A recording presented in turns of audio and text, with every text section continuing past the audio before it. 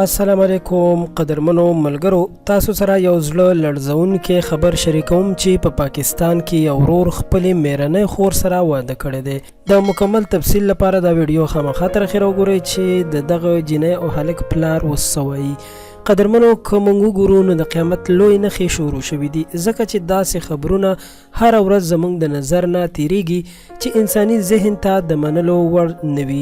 همدغسې یو واقعه چې په پاکستان کې شوي، یو پلار چې صوبې خان نوم یې د خپل زوی سکندر خان او لور زهره عارف په خلاف یې په عدالت کې رپورټ لیکلی چې دوی دواړه یو بل سره په مینه واده کړی دی. پلار یې په خپل رپورټ او مقدمه کې نور ویلي دي چې سکندر خان زما د مشرۍ او لومړۍ ښځې خورشید بیبي نه پیدا شوی او بیا ما دویم واده شهناز بیګم سره وکړو او د هغې نه مې هم زهره عارف لور پیدا شوه چې د هغې عمر اوس مهال 19 کاله و او د دوی دواړو تعلقات موده وړاندې جوړ شوي وو چې بیا نکاح هم کړې ده، خو زه خبر نه وم.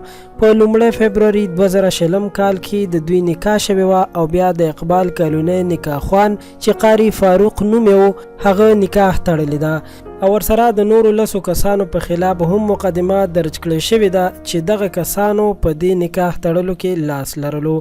د کومو کسانو په خلاف چې مقدمه درج شوې ده، پولیس په هغوی چاپې هم وهي چې هغه کسان زر تر زره گرفتار کړي، خو تر اوسه پورې هغوی نه دي نیول شوي.